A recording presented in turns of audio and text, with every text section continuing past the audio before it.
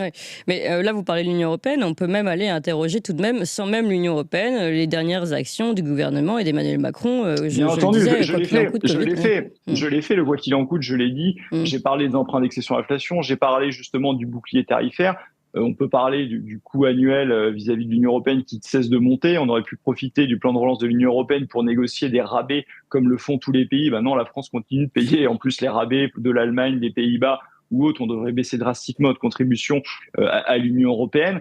On pourrait parler du plan de relance de l'Union européenne qu'on n'a pas commencé à payer, mais qui est un véritable scandale parce qu'à l'heure actuelle, ça baisse artificiellement en fait le déficit parce qu'on reçoit les fonds.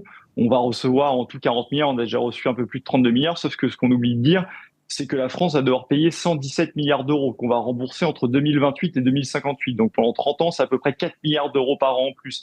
C'est un véritable scandale, c'est un accord qui est complètement perdant pour la France. Il n'y a aucun chef d'entreprise un tant soit peu saint d'esprit qui aurait signé ça, même un demeuré ne l'aurait pas signé. Emmanuel Macron, lui, l'a signé au détriment complet des intérêts de la France, juste au nom de l'Union européenne. Donc effectivement, il y a beaucoup d'erreurs comme ça, beaucoup de dépenses induites du gouvernement. Et moi, je ne parlais pas du tout de toucher aux cotisations sociales, de toucher aux services publics ou autres. Je dis qu'il y a des dépenses complètement inutiles Oui, et qu'on peut baisser. Celles-là en font bien évidemment partie. oui, oui, c'est clair.